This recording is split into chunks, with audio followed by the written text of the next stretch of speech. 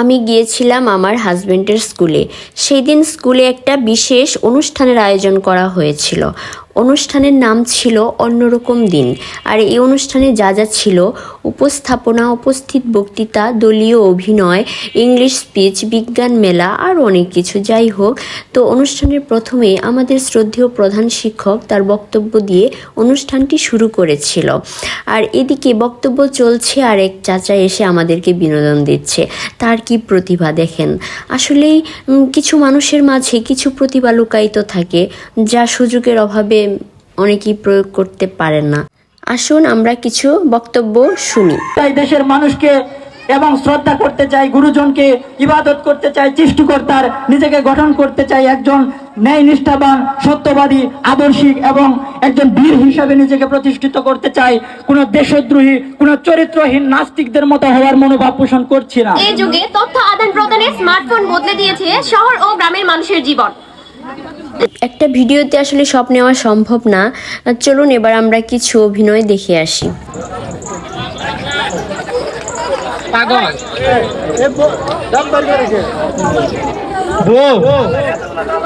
বাইরে থেকে কথা বলা যাবে না।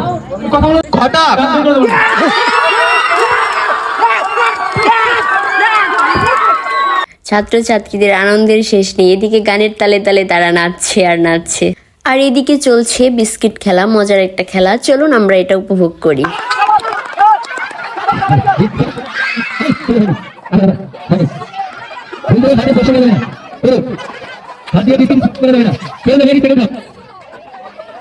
বক্তৃতা, অভিনয়, খেলা আমরা অনেক দেখলাম, তাই না?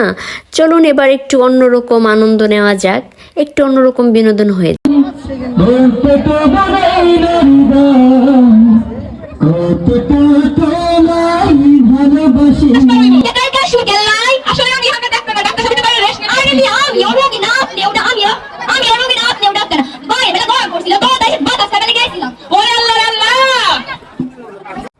একটা ভিডিওতে আসলে সব কিছু তো নেওয়া সম্ভব না, তো আমি কিছু অংশ নিয়েছি। আর অনেক কিছু অংশ ছিল যেগুলো আমি নিতে পারিনি, কারণ ওই সময়টায় আমার খুবই অসুস্থ লাগছিল।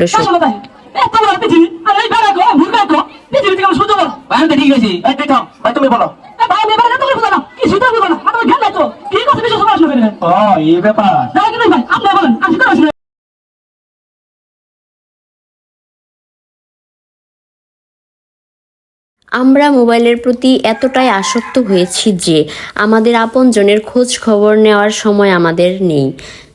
যে যার মতো আমরা মোবাইল নিয়ে ব্যস্ত থাকি, অথচ আত্মীয় স্বজনের খোঁজ আমরা নেই।